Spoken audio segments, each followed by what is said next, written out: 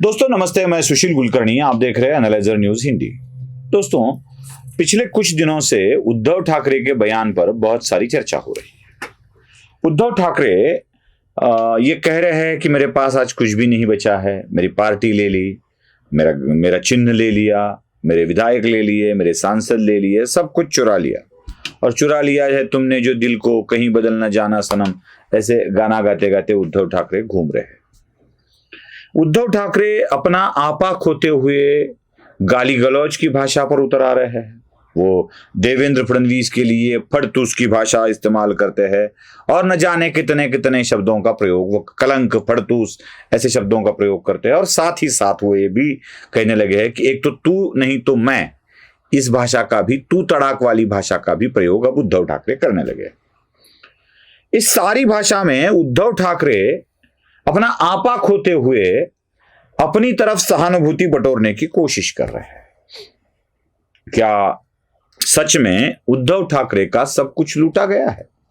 क्या सब कुछ चला गया है? जरा उद्धव ठाकरे के इन बयानबाजियों को हम तीन मुद्दों के आधार पर समझ लेते हैं। पहले मुझे उद्धव ठाकरे को किस चीज का समाधान मिल रहा है यह समझ लेना आवश्यक है। समाधान का मतलब है किस चीज से शांति मिल रही है, क्योंकि मराठी वाला समाधान और यह समाधान अलग होता है। किस चीज से उद्धव ठाकरे को शांति मिल रही है, कहां उद्धव ठाकरे उनका मन शांति की ओर जा रहा है। उद्धव ठाकरे चाहते क्या है? अपनी पार्टी को फिर से खड़ा करना या भारतीय जनता पार्टी को परास्त करना? टारगेट क्या है? कोई भी पार्टी टूट जाती है, बिखर जाती है, खत्म हो जाती है तो अपने पार्टी को खड़ा करने की कोशिश करती है। मतलब अटल बिहारी वाजपेयी जब दो जगह आई थी और खुद परास्त हो चुके थे तो मुंबई में आए थे और भारतीय जनता पार्टी की एक सभा में संबोधित करते हुए उन्होंने कहा था, सूरज उगेगा, कमल खिलेगा। क्या पता 2014 में उन्हीं की उपस्थिति में 2014 में पूर्ण बहुमत वाली सरकार आ गई, 10 साल चले गए उसको भी, और 5 साल और सरकार चलने वाली है। उन्होंने खुद की पार्टी को खड़ा किया। उद्धव ठाकरे भारतीय जनता पार्टी को खत्म करने की फिराक में क्या कुछ प्राप्त कर रहे हैं और वह प्राप्त नहीं हो रहा है, इसलिए वो अस्वस्थ है। पहला मुद्दा है मेरा, क्योंकि भारतीय जनता पार्टी के साथ अलायंस करके उद्धव ठाकरे 18 सीटें जीतते थे। अब भारतीय जनता पार्टी को छोड़कर एमवीए में जाने के बाद उद्धव ठाकरे की सीटें 9 हो गई, आधी हो गई। अब कुछ कहते हैं भारतीय जनता पार्टी को रोक दिया। हां, जरूर रोक दिया। उद्धव ठाकरे ने यह पराक्रम जरूर दिखाया है कि उसकी भारतीय जनता पार्टी को असली जीत को रोक दिया है। चलो ठीक है, रोक दिया, लेकिन अपने आप को क्या मिला? खुद तो आधे हो गए। खुद आधा होकर दूसरे को रोकना, क्या इसे रोकना कहा जाता है? शायद उद्धव ठाकरे को ये चीज बड़ी अस्वस्थ कर रही है और इसमें वो अपने आप पर का नियंत्रण खोते जा रहे हैं।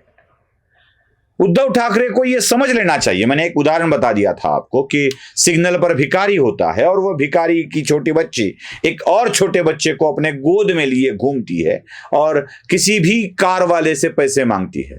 वो बड़ी अधमरी सी वो लड़की, छोटा सा बच्चा होता है जिसको दिखाकर खाने के लिए पैसे दे दो मांगा जाता है। जिस बच्ची को पैसे मिलते हैं वो बच्ची को भी वो पैसे नहीं मिलते, उसको काम पे लगाने वाला पैसे ले जाता है।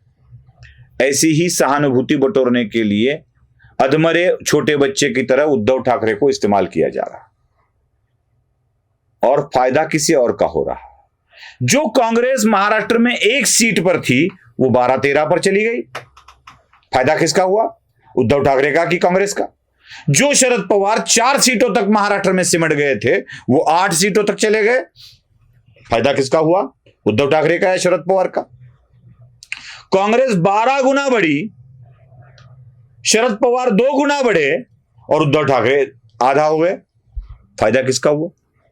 शायद इसी वैफल्य स्थिति में उद्धव ठाकरे आ गए हैं और यही चीज उद्धव ठाकरे को सता रही है।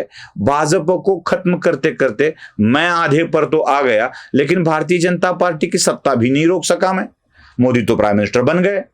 शायद यही अस्वस्थता उद्धव ठाकरे को खाए जा रही है। और दूसरी बात मैं आपको समझाता हूं, यह बात है कल्पना का दारिद्र्य। देखिए, कल्पना का दारिद्र्य। किसी भी गली में कूचे में जब झगड़े होते हैं तो झगड़े कैसे होते हैं? मतलब लोग ऐसे कहते हैं कि मैं तुझे खत्म कर दूंगा। अरे फिल्मों में भी देखिए, धर्मेंद्र कैसे कहता है, कुत्ते कमीने मैं तेरा खून पी जाऊंगा। कोई भी हीरो कहता है तुझे दिखा दूंगा, तुझे औकात दिखा दूंगा, खत्म कर दूंगा, समाप्त कर दूंगा, यही कहते हैं ना फिल्मों में भी। जिसके पास ताकत है वो दूसरों को खत्म करने की बात करता है, और जिसके पास ताकत नहीं है वो तू नहीं या मैं नहीं ये बातें करता है। उद्धव ठाकरे लगभग इसी बातें पर, कल्पना का दारिद्र्य मैं यहां कह रहा हूं। हम लड़ेंगे, एक तो तू रहेगा नहीं तो मैं रहूंगा। यहां नहीं तो मैं रहूंगा या नहीं तो तू रहेगा जब आ जाता है ना, तो समझ लेना चाहिए अपने आप पर विश्वास नहीं है।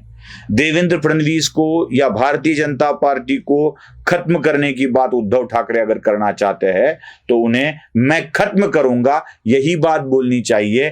तू नहीं तो मैं सही, मैं नहीं तो तू सही, ऐसी बातें नहीं होती है, ऐसी बातें नहीं चलती है। कल्पना का, विचारों का दारिद्र्य यहीं पर स्पष्ट हो जाता है।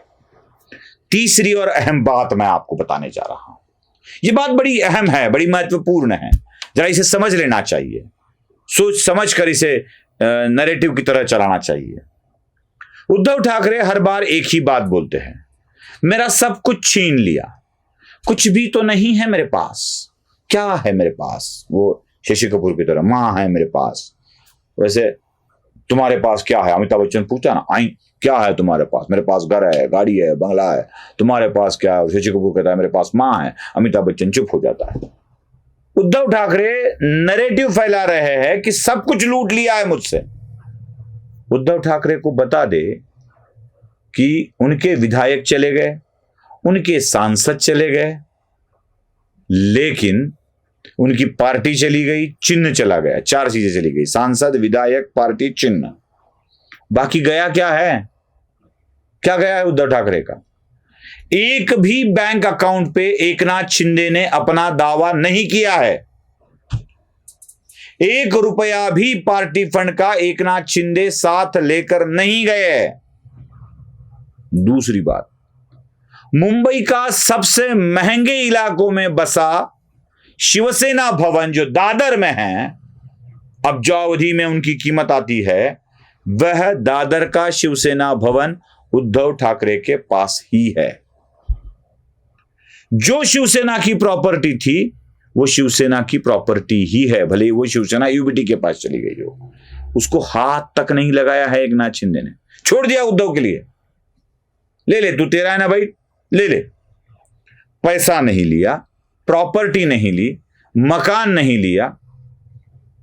मतलब मातोश्री 1 और मातोश्री 2, दोनों के दोनों, मातोश्री 3 भी है बोलते हैं लंदन में, है कि नहीं मुझे पता नहीं है, लेकिन सारे के सारे घर वहीं पे है, उद्धव ठाकरे के पास ही है। हाँ, मातोश्री से कुछ लोग निकल कर चले गए, भेजे गए, चले गए, वो बात अलग है।